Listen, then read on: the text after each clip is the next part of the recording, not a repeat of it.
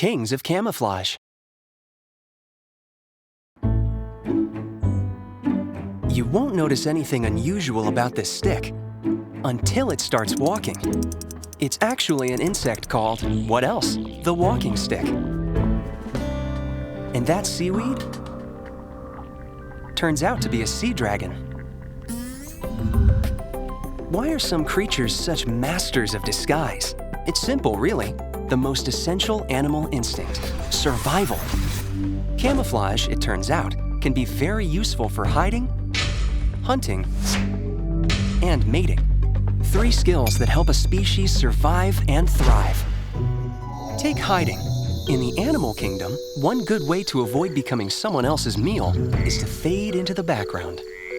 The decorator crab does it by grabbing bits and pieces from his surroundings and sticking them all over his body until you can't tell him apart from where he lives. And what works for the hunted also works for the hunter. The African lion blends in with the tall grass so she can hide out there until her dinner strolls by. Then, pounce.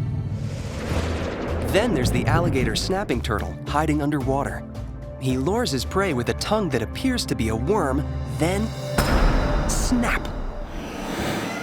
When it comes to mating, many male animals rely on a different camouflage strategy to attract the ladies: sound. If a male green frog is on the small side, he will imitate the deep call of a larger, more desirable male. But the lyrebird is the best mimic of them all. To impress females, he imitates the calls of all the birds in his forest. And any other sound he hears, from a car alarm to a chainsaw.